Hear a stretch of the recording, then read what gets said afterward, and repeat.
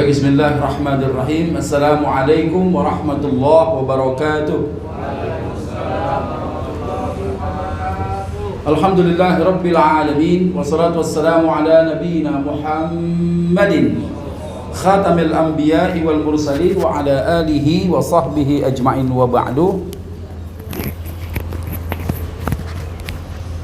Jamaah dirahmati Allah Subhanahu wa taala, alhamdulillah Allah pertemukan kita pada kesempatan hari ini sambil nyelam keluar dari sungai dapat ikan. Mudah-mudahan di antara kesibukan kita terhadap hajat dunia kita niatkan bahwa hidup ini untuk mencari akhirat, maka insya Allah dunia akan mengikuti kita sampai kita kemudian menghadap Allah Subhanahu wa taala. Semoga kita bisa membawa amalan yang tidak hanya baik tapi juga benar sesuai dengan tuntunan Allah dan tuntunan Rasulullah sallallahu alaihi wasallam. Saya turut mendoakan semoga kita semua dalam keadaan sehat walafiat. Allah berikan kita kesehatan. Semoga Allah panjangkan umur kita berjumpa kembali bulan Ramadan. Insya Allah hari ini segmen kita tanjakan, tanya jawab dadakan seputar fikih puasa. Ya, izinkan saya 10 menit untuk membuka tarhib Ramadan kita hari ini. Ya, untuk sebagai penyemangat, menjadi motivasi untuk kita sekalian untuk senantiasa meningkatkan kualitas amalan ibadah puasa kita yang insya Allah tahun ini mudah-mudahan lebih baik ketimbang tahun-tahun yang lewat. Sudah sekian belas kali bahkan puluhan kali setiap kita melaksanakan ibadah puasa di bulan Ramadan seiring dengan bertambahnya umur lewat daripada masa anak-anak kita masuk kepada usia baligh kita. Cuma yang jadi masalah antara Ramadan satu dengan Ramadan yang lain, kira-kira masih ada bau-baunya apa enggak? Ya, masih ada bekasnya apa enggak tuh? Karena Rasulullah sampaikan dalam satu hadis ketika ada orang yang Allah panjangkan umurnya, apa kata Nabi? Raghima anfu rajulin. Alangkah sayangnya kepada seseorang dakhala alaihi Ramadan. Dia berada di dalam bulan Ramadan, Allah panjangkan umurnya masuk kepada bulan Ramadan, thumman salakha, tatkala Ramadan berlalu, qabla an yughfarolah, sementara dosa-dosa dia gak diampuni oleh Allah Subhanahu wa ta'ala. Padahal Masya Allah tiap-tiap bulan Allah turunkan rahmat dan keberkahan. Ada orang yang nunggu bulan Rajab, tanggal 27 Rajab katanya kita memperingati peristiwa Isra wal Mi'raj. Oh, nanti tahun baru Muharram tanggalnya cuma satu doang, ya. Termasuk bulan Dzulhijjah barangkali kita berharap-harap ada momentum besar adanya peristiwa ibadah haji. Tapi yang namanya Ramadan tuh hari-harinya luar biasa. Hari-harinya istimewa. Di mana Allah Subhanahu wa taala curahkan rahmat, keberkahan, ampunan, ya, sehingga hari-hari Ramadan seluruhnya rahmat. Seluruh hari-hari Ramadan itu ampunan, maghfirah. Bahkan seluruh hari-hari Ramadan Allah jamin itkun minan nar. Terbebas kita dari siksa api neraka. Tapi sungguh buruk kata Nabi, ada orang yang masuk kepada bulan Ramadan, thumman salakha, tatkala Ramadan berlalu, qabla an yughfarlah, sementara dosa-dosa dia enggak diampuni oleh Allah Subhanahu wa taala. Kalau ada orang cerdas, berarti dia kudu punya perencanaan. Dan perencanaannya kudu mateng.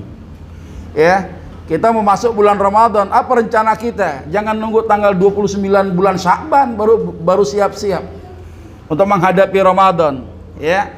Justru orang yang senang menghadapi Ramadan, persiapannya jauh sebelum datangnya bulan Ramadan. Kalau ada orang yang ibadahnya biasa-biasa saja di bulan Ramadan, terus gimana di bulan yang lain? Ya, karena yang ulama di dalam qaulnya mengatakan apa? Bi'sal qaum la ya'rifuna lillahi haqqan illa fi syahri Ramadan. Ada orang yang memang kebalikan, ada yang kedotnya ibadah itu hanya mengenal Allah terjadi di bulan Ramadan. Bi'sal qaum itu seburuk-buruknya kaum yang dia hanya mengenal Allah hanya terjadi di bulan Ramadan. Lepas Ramadan kacau lagi udah. Ya, ada orang yang gaul sama ustadz, akhirnya bau-bau ustadznya dapat daripada ustadz bau. Ya, minimal bau-baunya ustadz dah dapat daripada ustadznya bau kan gitu. Ya, ada orang bergaul di bulan Ramadan, minimal bau-bau Ramadan dapat dia. Tapi lepas Ramadan kejadiannya makin buruk lagi. Ya, kalau ada orang di bulan Ramadan, malam yughfar lahu fi Ramadan, siapa yang tidak diampuni dosanya di bulan Ramadan, falan yughfar lahu fi ma siwa. Maka nggak mungkin dia di bulan-bulan lain dia punya dosa diampuni oleh Allah Subhanahu wa taala. Kenapa? Kelakuannya makin jadi. Ya, maka sebagai pembuka kata Nabi, Allah Subhanahu wa taala ya menurunkan ampunan di bulan Ramadan kecuali kepada 4 orang. Yang pertama, mereka yang nenggak khomer, ya. Dia mutmin. Mutmin itu apa? Mendawamkan, membiasakan diri. Ini orang drunken master. Ya. Pagi sebelum subuh dia makan sahur ditutup sama minum topi miring.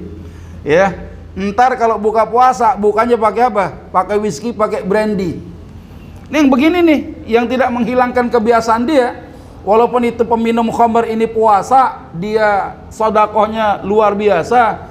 Ya, ngasih takjilan buka puasa sama orang lain, masya Allah nggak kurang dari harta dia jor-joran, tapi nggak diterima ibadahnya di hadapan Allah Subhanahu wa taala.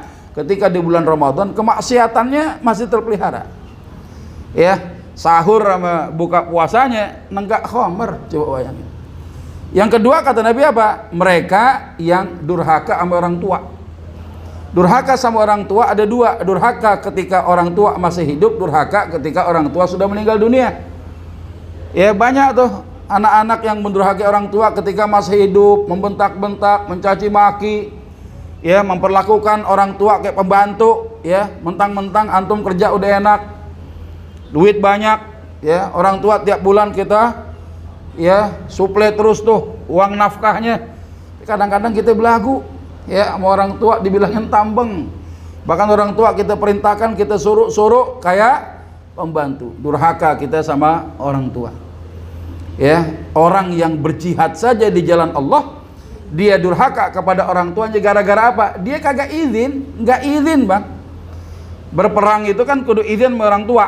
Nggak izin, durhaka dia, tiba-tiba berperang meninggal dunia, matinya mati syahid. Karena matinya mati syahid yang menyebabkan dia tidak masuk neraka, tapi durhakanya kepada orang tua nyebabin dia nggak bisa masuk surga.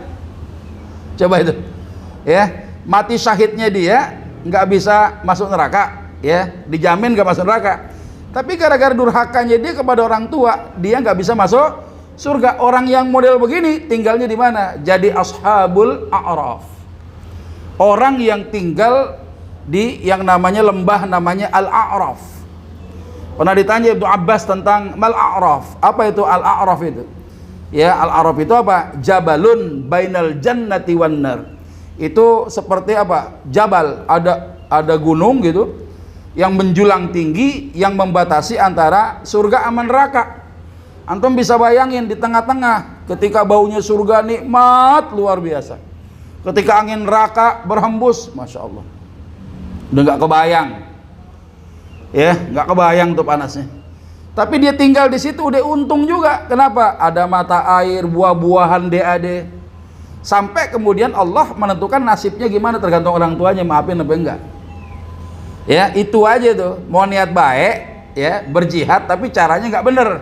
Durhaka sama orang tua, ninggalin orang tua kesel, ya, gara-gara tuh anak nggak izin bela agama, turun di medan perang tapi nggak izin karena orang tua punya hak, ya. Anta wa maluka li abik, dirimu dan hartamu milik orang tuamu. Makanya dalam fikih jihad itu orang yang mau berperang ditanya, ada nggak orang tua di rumah? Masih ada. Ada yang ngurus nggak? Nggak ada, saya doang. Lu pulang dah, lu jihad sama orang tua lu aja udah.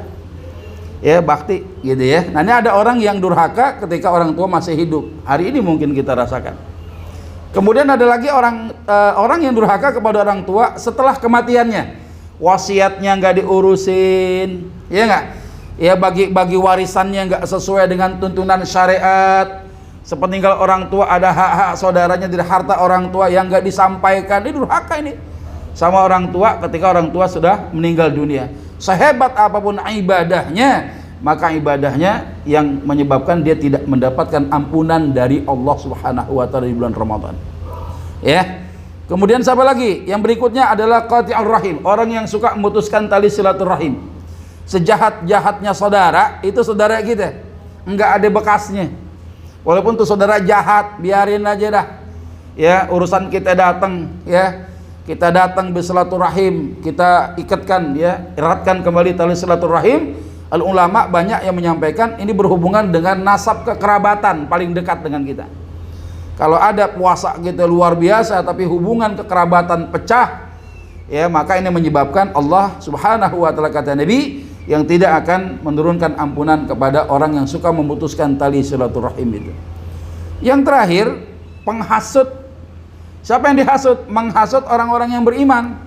Orang-orang yang suka bikin hoax sekarang, orang-orang yang suka menebar fitnah, menebarkan permusuhan, adu domba, ya.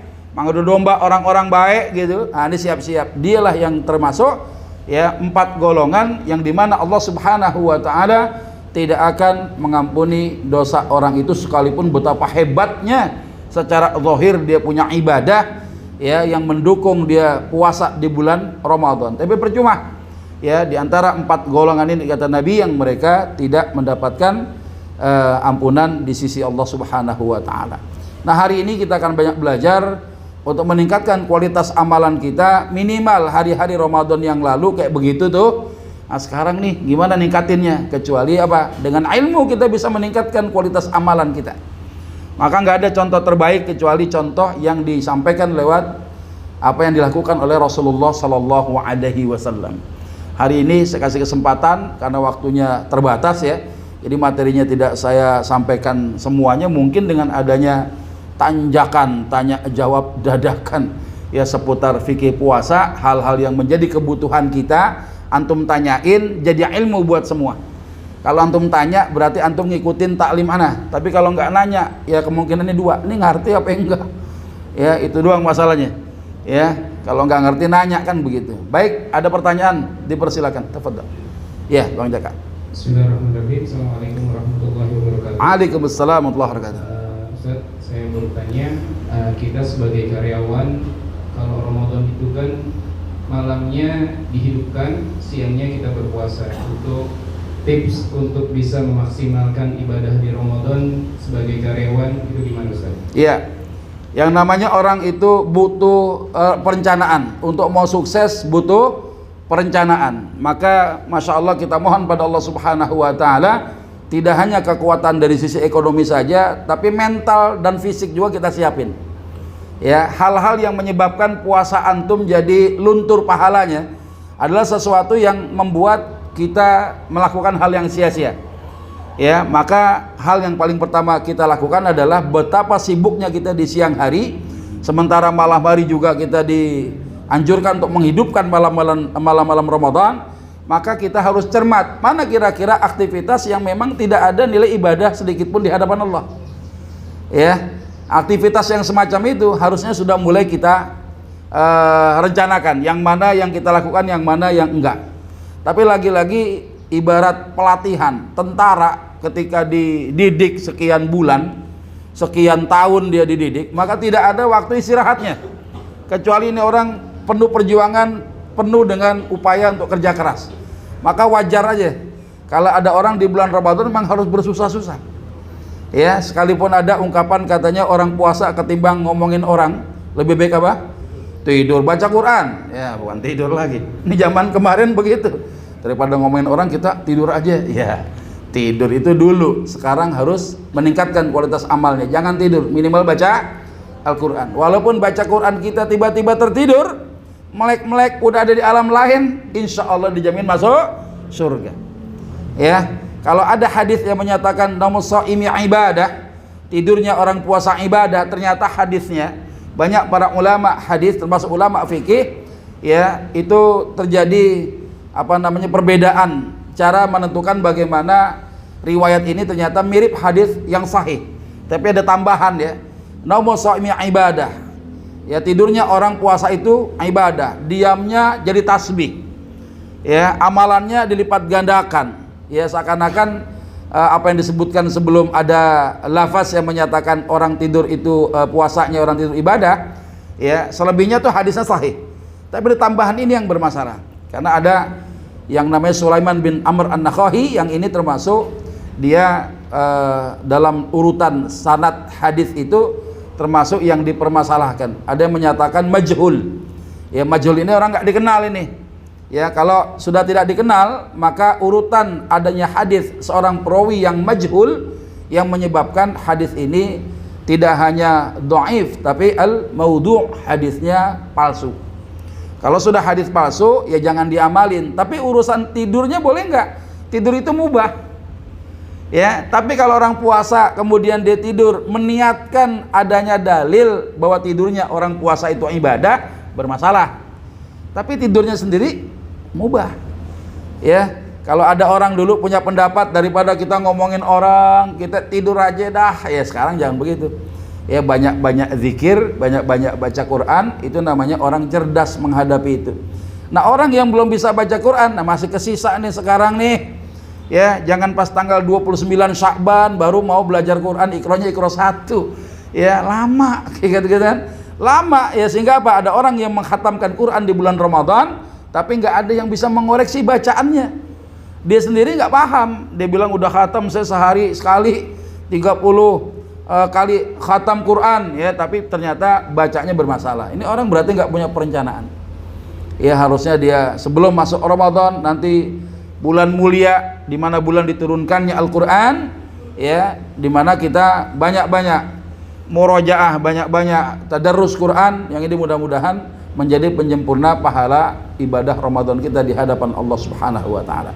Kalau ditanya bagaimana tipsnya, ya mau nggak mau, nggak ada pilihan kecuali ya terus berjuang, semangat, capek, karena orang menaiki bukit, menaiki gunung itu harus ada perjuangan sampai ke atas, dan ke atasnya seseorang menuju tempat maqam mahmuda itu banyak ujiannya, banyak ya rintangannya. Kenapa? Karena orang yang mengaku dirinya beriman tidak akan dibiarkan oleh Allah Subhanahu wa taala kecuali dia diuji oleh Allah Subhanahu wa taala.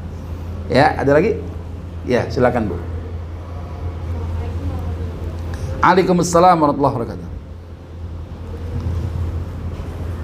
Baik Ustaz, Ya. saya mau bertanya, sebagai wanita kan pasti kita setiap bulan itu ada masa menstruasi. Ya. Ustaz. Bagaimana cara kita mengganti ibadah yang biasa kita lakukan seperti sholat dan membaca Al-Quran itu yang pahalanya setimpal ketika pas waktu di bulan Ramadan? Ya, itu aja. Iya. Baik, ada wanita menstruasi. Dulu Sayyidah Aisyah radhiyallahu taala anha pernah kedatangan seorang wanita, suruh nanya ame Nabi dong, kita kan wanita nih, kalau menstruasi gimana urusan perkara puasa sama salatnya kita. Ya, karena si wanita ini diharamkan untuk salat, untuk puasa dalam keadaan menstruasi. Terus gimana cara gantinya? Ini pertama nih secara fikih. Kata Sayyidah Aisyah, beliau menyampaikan apa yang Nabi perintahkan, nu'maru biqada'is syiyam. Rasulullah SAW memerintahkan seorang yang wanita yang mendapatkan darah haid itu harus apa? Mengqadha puasanya. Wala nu'maru biqada'is shalah, tapi dia tidak diwajibkan mengqadha salat. Jadi salat yang tertinggal itu karena memang ada udzur syar'i, dia enggak salat, dia enggak dosa, dan dia enggak wajib mengqadhanya. Kecuali misalnya zuhurnya sudah masuk, si wanita ini sibuk di dapur. Ya, dia masak sampai jam 2 baru sholat zuhur. Ya, mau wudu dia buang air kecil, tiba-tiba bocor tuh. Ya, dapat darah haid. Maka orang itu kan nggak salat. Tapi nanti ketika bersuci, si wanita wajib mengqadha waktu zuhur yang dia tidak gercep untuk melaksanakan sholat zuhur, mentakhir akhirnya dapat darah haid itu. Ya, jadi ini buat wanita. Ya, wanita dalam menstruasi dia nggak sholat, nggak puasa, puasanya wajib diqadha, sholatnya tidak wajib diqadha. Lalu bagaimana supaya wanita menstruasi tetap mendapatkan fadilah? Ya, di bulan Ramadan, karena baca Quran saja, jangankan baca, megangnya saja nggak boleh. Tapi boleh nggak dia berzikir? Boleh. Ya, hatta zikir itu yang termasuk ada di dalam Al-Quran misalnya. Ya, niatkan itu hanya bentuk zikir, bukan membaca Al-Quran. Dalam hal ini ulama membolehkan. Atau dia berdoa, Rabbana atina fid dunya hasanah wa fil akhirati hasanah wa qina adzabannar. Itu kan ada dalam Al-Quran. Niatnya bagaimana? Dia berdoa, ya. Dia doa, bukan dalam rangka membaca Al-Quran. Jadi pertama dia boleh berzikir, Bu. Zikir sambil masak, nyiapin tuh takjilnya buat di rumah, ya berzikir, bersalawat itu boleh. Yang nggak boleh membaca Al-Quran, ya. Kemudian apalagi itu wanita menstruasi nggak puasa tapi dia bisa mendapatkan pahala puasa juga dengan apa? Dengan man fattara shaiman. Barang siapa yang membelikan ya makanan untuk orang yang puasa pada saat dia apa? Berbuka. Ya, dia akan mendapatkan apa? Pahala yang sama dengan orang yang berpuasa itu secara fadilah. Maka si wanita yang menstruasi dia masih bisa menggali potensi fadilah di bulan Ramadan ya dengan tadi berzikir, bersolawat, kemudian apa lagi? Ya, dia berkhidmah memberikan sedekah berbuka puasa bagi makanan untuk orang yang berbuka puasa pada saat waktunya itu.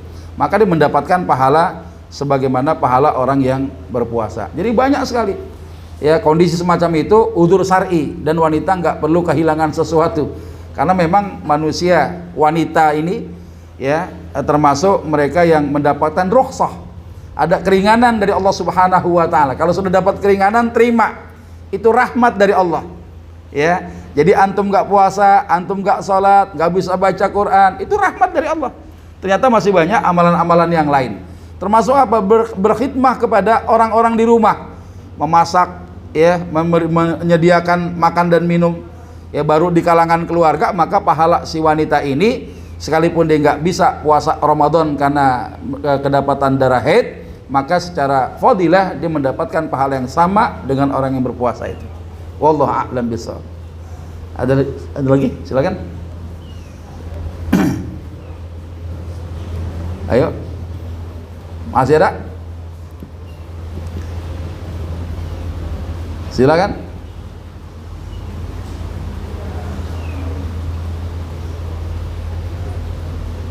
Ya. Silakan, Bang. Ya, assalamualaikum warahmatullahi wabarakatuh. Waalaikumsalam warahmatullahi wabarakatuh. Ya, ini kalau ada kewajiban qada puasa yang memang Ramadan sebelumnya tidak penuh gitu, Ustaz. Ya. Kemudian tidak terkejar sampai ketemu Ramadan berikutnya. Itu bagaimana menggantinya gitu, Ustaz? Ya. Mereka yang lalai harusnya bayar hutang puasa ya. Ramadan tahun lalu sampai masuk bulan Sya'ban. Ada hadis yang berbunyi begini, idzan tasafa Sya'ban fala tasumu. Kalau bulan Sya'ban udah separohnya, maka jangan kamu berpuasa. Tapi kedudukan hadis ini kata fala tasumu, jangan kalian berpuasa, itu kedudukan hadisnya nggak nyampe derajat hasan, sahih pun nggak. Hadisnya dhaif. Ya, karena kedhaifan hadis ini, kata fala tasumu artinya bukan keharaman, hanya makruh saja. Apalagi ada orang yang belum bayar sampai sekarang nih, sekalipun udah masuk separuh bulan Sya'ban, kita mau bayar dah. Yang penting jangan puasa tanggal 29 Sya'ban, karena itu hari syak namanya, hari ragu-ragu besoknya mau Ramadan, atau kita mengikmalkan, menggenapkan bulan Sya'bannya jadi 30 hari. Nabi melarang tuh, jangan kau dahulukan bulan Ramadan dengan puasa sebelumnya ya. Jadi jangan kita besok mau Ramadan kita puasa, jangan ya. Jadi tanggal 29 itu nggak boleh. Lalu bagaimana kalau udah separuh bulan Sya'ban aja nggak bayar juga nih orang? Jumhurul ulama ya, jumhur ulama ada yang menyatakan ada kafarohnya. Kafarohnya apa? Penebus gara-gara kelalaian, dia kudu double bayarnya, mengkodok puasanya juga, bayar fidyah juga. Fidyahnya berapa? 1 mud per hari. 1 mud itu berapa? Kira-kira 6 ons, setengah liter lebih asalah bahan makanan pokok. Kalau antum sibuk bingung ngitungnya, seleter aja dah. Berarti berapa hari? 10 hari. Jebolnya kita 10 hari itu. Nah, kali berarti berapa? Berapa mud? 10 mud kali itu 6 ons, kira-kira 600 gram ya. 600 apa namanya? 6 ons kali 10 ya, 60 on ya, berarti ya 60 on ya. Kalau kita mau hitung sehari seliter ya berarti 10 liter plus mengkodoknya ya. Dia harus bayar juga utang puasanya sama bayar fidyahnya juga. Ya, nah ini juga penting nih, buat nggak cuma buat yang wanita, yang laki-laki kadang juga seperti itu. Ada rukhsah yang menyebabkan antum bisa membatalkan puasa, tapi nggak gugur kewajibannya. Kayak safar, ya. Apalagi tuh, ada orang yang 3 hari perdana bulan Ramadan jet lag, ya belum bisa nyesuain. Padahal sahurnya 2 piring mentung, ya. Pagi-pagi ya dia buka tudung saji makanan di atas meja makan, dimakan tuh ya, plus sambal level 20 ya, dia lupa lagi puasa gitu kan ya. Man nasya wa huwa shaim, kalau ada orang yang lupa padahal lagi puasa. Nah, orang yang puasa makan dan minum sengaja tidak sengaja batal puasanya, Bang. Dan yang ketelan itu nggak cuma makanan, tapi yang ketelan di luar makanan tetap batal puasanya. Ya, contoh misalnya ada orang yang naik motor, dia biasa pakai masker, enggak, nguap ngantuk karena malamnya ini menghidupkan Ramadan luar biasa. Pagi-paginya keok juga, dia nguap ya sepanjang jalan. Ketelen apa? Tawon Vespa ketelen. Tawon Vespa yang pantatnya kuning, ya jangankan ketelen, kena muka aja bengkak muka gitu, meriang. Ya seminggu meriang. Ini ketelen. Kalau di mulut bukan makan definisinya. Makanya orang puasa kalau kumur, dia berwudu, dia berkumur, nggak batalkan puasa, tapi makruh hukumnya. Khawatir apa? Ketelen. Kalau ketelen nggak sengaja, tetap batal puasanya. Itu beda dengan lupa. Kalau orang lupa lagi puasa, ya fa'akala au syariba, dia tiba-tiba makan dan minum, ya dia lupa lagi puasa. Nabi katakan apa? Fal yutimma shaumah, maka lanjutkan dia punya puasanya, nggak batal. Ya Allah yang kasih rezeki buat dia tuh. Kalau ada orang makan tiba-tiba pakai sambal level 20 kepedesan, baru mau minum ingat lagi puasa. Berarti Allah cuma ngasih makan doang, dia nggak ngasih minum. Ya hahu-hahu kepedesan. Ya, nah kiasnya juga apa? Kalau ada laki bini berjima siang di bulan Ramadan, batal nggak puasanya? Enggak, kalau dua-duanya lupa. Ya, kecuali yang satu lupa, yang satu pura-pura lupa. Nah, ini kerok urusan ini. Yang pura-pura lupa biang kerok nih. Ya, kalau dua-duanya lupa, ya selesai jima dia baru tahu, dia baru sadar, Bang. Istighfar kita, Bang. Apa neng? Kita puasa. Ya Allah, iya neng. Ya kata lakinya, sabar dan neng, ya sabar. Sabar mah tadi, Bang, lagi puasa. Jangan begini kita. Sekarang udah kejadian, ya. Nah, kalau beneran lupa dua-duanya, falyutimma shaumah, puasanya nggak batal, terusin.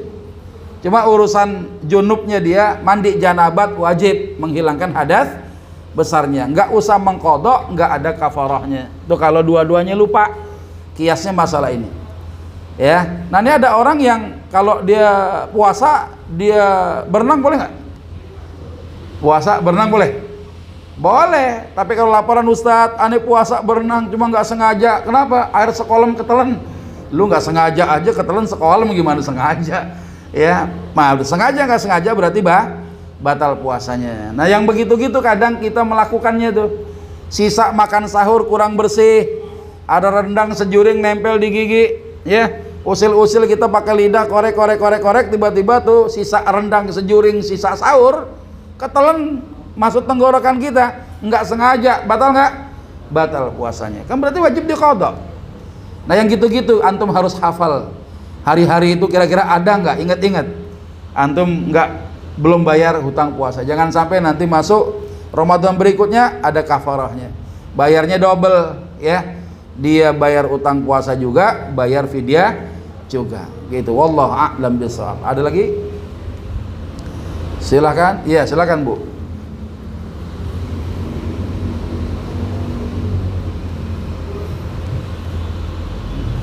Silakan. Assalamualaikum warahmatullahi wabarakatuh. Waalaikumsalam warahmatullahi wabarakatuh. Melanjutkan yang tadi Pak Ustaz, ya. Membaca Al-Quran lewat ya. HP ini kan ada beberapa pendapatnya. Ya. Apakah ketika kami perempuan sedang haid itu boleh lewat HP itu membaca Al-Qurannya? Kemudian kedua, untuk orang tua kita yang sudah meninggal dunia, itu ada puasa-puasa yang ditinggalkan, apakah ada bisa kewajiban kita untuk misalnya apa yang harus kita lakukan untuk membayar itu kurang lebih? Ya. Wabillahi taufiq wal hidayah. Wassalamualaikum warahmatullahi wabarakatuh. Waalaikumsalam warahmatullahi wabarakatuh. Kalau urusan handphone itu ya, itu kan ketika aplikasinya dibuka jadi mushaf. Hukumnya ada dua bagi orang yang junub, misalnya wanita menstruasi. Hukum memegangnya sama hukum membacanya. Hadas ada dua, hadas kecil, hadas besar. Bedanya sama najis apa? Najis dengan hadas itu bedanya apa? Kalau najis lebih kepada zatnya, ada baunya, ada rasanya, ada warnanya. Ya, kalau hadas itu keadaan seseorang yang dia dalam keadaan apa? Misalnya begini, hadas kecil, orang yang nggak berwudu, nggak dalam keadaan wudu, namanya hadas kecil. Ya, orang yang kedapatan setelah jimaknya, atau ada wanita menstruasi, ya, atau ada laki-laki mimpi gelisah, malamnya geli, besoknya basah gitu kan. Yang begini nih dia hadas besar, harus mandi janabat. Ada namanya toharoh hukmi. Kalau najis toharoh hakiki, ya, menghilangkan unsur kenajisannya. Ada toharoh hukmi, orang habis jima malamnya sama bininya jima, masuk kantor rapi wangi, orang nggak tahu, ya, dia tuh lagi jima. Tapi yang jadi masalah apakah hadas besarnya hilang? Enggak, dia harus mandi janabat yang dia harus diniatkan untuk menghilangkan hadas besar. Ya, dan salah satu syarat sahnya mandi janabat itu nggak boleh pakai selang, nggak boleh pakai gayung mandinya. Ya, karena kalau pakai selang pakai gayung nggak mungkin bisa rata sama air. Kenapa mandi janabat syarat sahnya itu harus apa? Mandinya pakai air, jangan pakai gayung, jangan pakai selang. Ya, kalau pakai gayung airnya nggak ada, nggak basah-basah. Ya, harus pakai air merata dari ujung kepala sampai ujung kaki. Ya, nah sekarang orang yang tidak punya wudhu saja itu megang mushaf nggak boleh, Bu. Ya, nggak ada wudhu megang mushaf. Saya pikir ini hanya sekedar adab saja, tapi ternyata ulama min madzahibil arba'ah melarang, mengharamkan orang yang dalam keadaan hadas kecil apalagi hadas besar memegang mushaf. Mushaf itu bagaimana? Dulu kan berupa lembaran-lembaran, sampai sekarang pun juga kita bisa saksikan itu. Tapi bagaimana yang digital, ya, aplikasi handphone, kalau aplikasi Qurannya nggak dibuka, dia nggak jadi mushaf. Tapi ketika dibuka aplikasinya, dia jadi mushaf. Nggak boleh kita pegang kalau kita nggak dalam keadaan berwudu. Ya, ada tembok gitu, ada layar disorot pakai viewer kan. Saya buka aplikasi Quran, tembok itu jadi mushaf. Nggak boleh disentuh mereka yang tidak dalam keadaan wudu. Kenapa? Di situ ada lafzul jalalah.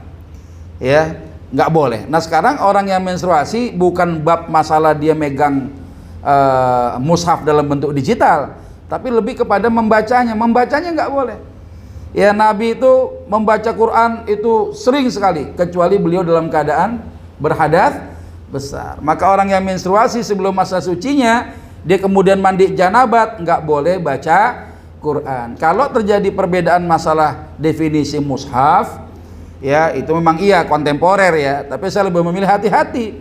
Ya, apapun bisa jadi mushaf, ya, apalagi yang digital sekarang bisa tinggal pencet, bisa seperti orang ngebet gitu ya. Itu termasuk yang aplikasinya terbuka, termasuk mushaf. Kecuali enggak, seperti penghafal Quran. Kan di kepalanya ada Quran tuh, boleh nggak masuk toilet itu? Penghafal Quran boleh nggak masuk kamar mandi gitu? Ya boleh, kalau nggak mandi-mandi, nggak buang air, repot juga. Yang nggak boleh dia ngapal di WC, nggak boleh. Aplikasinya kebuka, gitu kan? Nggak boleh. Kalau sekedar dia masuk buang hajat, walaupun Qurannya di kepala, aman. Sama dengan handphone, kalau aplikasinya nggak dibuka, ya handphone biasa saja. Tapi kalau terbuka, jadinya mushaf. Nah, jadi membaca Quran buat si wanita yang menstruasi nggak boleh. Ya, ini banyak pendapat yang menyatakan bahwa nggak boleh, kecuali ada zikir, baca salawat, ada bacaan doa yang terdapat dari Al-Quran. Niatkan jangan baca Qurannya, tapi berdoanya kepada Allah Subhanahu wa Ta'ala. Nah, kemudian orang tua meninggal dunia, ya tidak boleh kita mempuasakan untuk puasa orang lain, kecuali puasa nazar yang tertinggal nggak sempat dilaksanakan. Ya, Sayyidah Aisyah radhiyallahu taala anha membawakan hadis Rasulullah sallallahu alaihi wasallam, "Man mata alaihi siyamun shoma anhu waliyuhu." Siapa yang mati meninggalkan hutang puasa, maka ahli warisnya mempuasakan dirinya. Ya, ada hadis yang lain bahwa Nabi melarang jangan seorang ya berpuasa untuk orang lain. Jangan orang lain sholat untuk orang lain. Seorang sholat untuk orang lain nggak boleh gantiin. Nah, bagaimana kaitannya dengan hadis itu? Ibnu Abbas radhiyallahu taala anhuma membagi dua. Ada puasa Ramadan, ada puasa nazar. Puasa Ramadan kalau nggak sempat dibayar, keburu meninggal, maka ada bayar apa? Fidyah. Ya, tapi kalau puasanya puasa nazar, dia nggak ngerjain sampai meninggal, ahli warisnya yang mewajib melaksanakan puasa nazar itu. Ya, nggak ada penebusnya. La kafarata laha illa dzalik. Bernazar tuh hati-hati. Ya, nazarnya tabarrur. Ya, nazar tabarrur itu nazar untuk ibadah yang sunnah karena dinazarkan jadi wajib, apalagi syaratnya muallak terpenuhi. Ya, nggak sempat dikerjain, nggak ada penebusnya, nggak ada kafarnya kecuali ngerjain apa yang dinazarkan itu. Makanya nazar ini nggak mengubah takdir. Ya, nazar itu buat orang-orang malas mengerjakan yang sunnah, motivasi aja biar dia rajin sebenarnya. Nggak mengubah apapun. Ya, sehebat nazar kita apa gitu, nggak mengubah apapun. Nah, jangan sampai kita merepotkan ahli waris. Bernazar kita nggak sempat ngerjain, meninggal, kerjain tuh ahli warisnya. Nah, jadi buat puasa Ramadan, orang tua yang meninggal dunia misalnya, yang meninggal tentang puasa, bayarkan fidyahnya. Atau ada nggak orang yang punya orang tua udah sepuh, ya dia dibilang sakit enggak, dibilang sehat kagak, karena penyakit tuanya. Ya, dia nggak puasa-puasa dari Ramadan ke Ramadan berikutnya. Ya, kalau orang sakit bayarnya apa? Qadha apa bayar fidyah? Ayo, qadha atau bayar fidyah? Orang sakit bayar qadha kalau dia dikasih sehat. Orang yang nggak mampu bayar qadha apa bayar fidyah? Orang nggak mampu bayar fidyah. Ah, sekarang orang tua dibilang sehat kagak, dibilang sakit, iya, maksudnya ya sakit tua gitu, nggak kuat dia. Berarti orang itu termasuk orang yang nggak mampu, bayarkan fidyahnya. Kalau orang tua sakit menahun Ustadz, nggak baik-baik, tiba-tiba meninggal, gugur kewajibannya karena nggak ada kesempatan dia sehat. Tapi kadang-kala anak ragu-ragu, bayarin aja deh fidyahnya Ustadz, bayar dah jadi sodako, biarin. Nah, ini penting juga ya, jangan sampai kita nggak tahu masalah hukum fikih ini. Masih ada waktu nggak? Ada pertanyaan lagi nggak? Ya, silakan. Waalaikumsalam warahmatullahi wabarakatuh. Tafadhal. Tadi kan puasa dari makan juga menjaga hal yang lain. Ya. Kalau pandangan ini Pak, pandangan kita melihat sesuatu yang dilarang itu, apakah itu puasa juga atau Ya.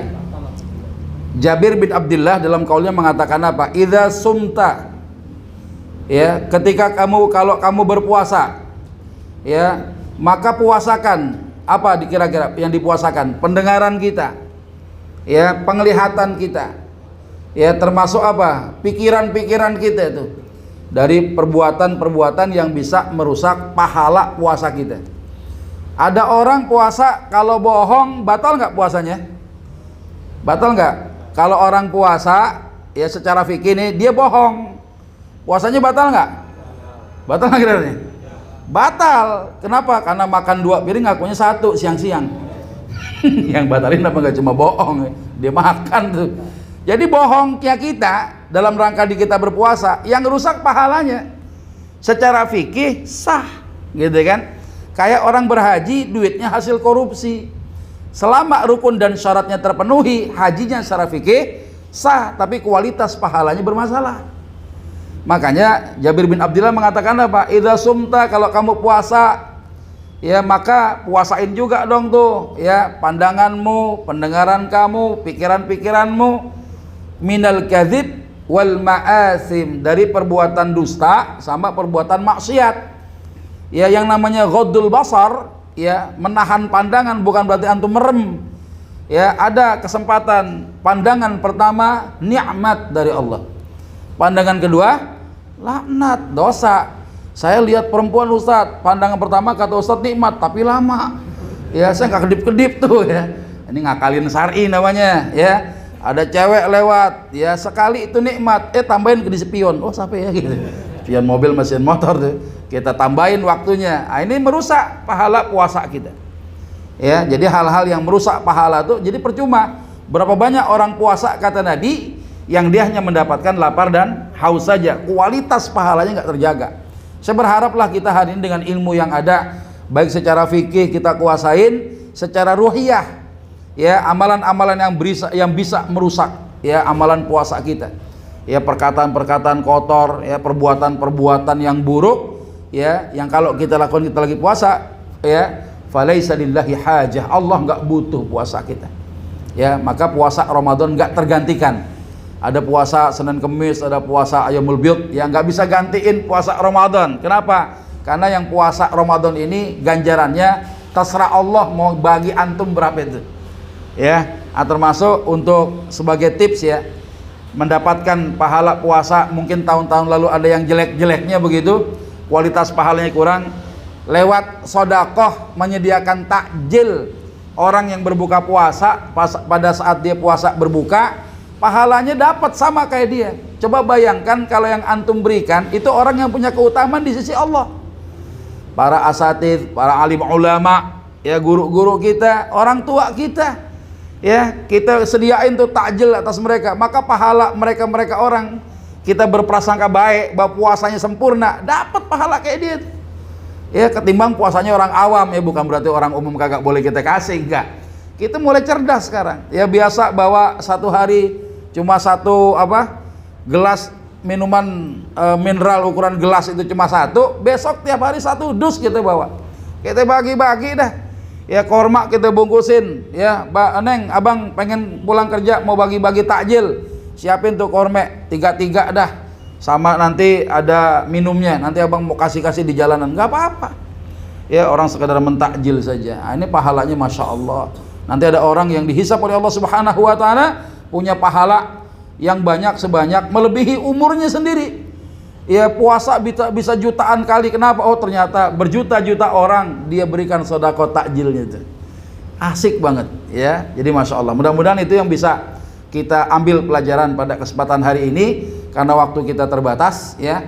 Insya Allah mudah-mudahan kapan waktu kita punya kesempatan Allah pertemukan kembali, dan saya terus mendoakan semoga ibadah puasa Ramadan di tahun ini dan ibadah-ibadah yang menyempurnakan ibadah puasa kita ya benar-benar mendapatkan kualitas terbaik di hadapan Allah Subhanahu Wa Taala. Anggap ini Ramadan terakhir buat kita ya, mudah-mudahan dengan motivasi itu maka kita bisa meningkatkan kualitas amalan-amalan kita dengan hujah-hujah yang saya sampaikan tadi. Banyak bicara banyak salah, kalau salah saya minta maaf pada Allah, sama-sama kita memohon ampunan. Semoga kita termasuk hamba-hamba Allah yang diampuni segala dosa dan kesalahan kita. Mari kita tutup dengan kalimatul hamdalah, alhamdulillahirabbil alamin. Dalam taklim kadang ada ucapan yang nyelekit-nyelekit di hati, yang tidak senang barangkali kita mendapatkan perkataan itu, maka hari ini kita tuntaskan dengan membaca doa kafaratul majlis. Subhanakallahumma wa bihamdika asyhadu an la ilaha illa anta astaghfiruka wa atubu ilaik. Assalamualaikum warahmatullahi wabarakatuh.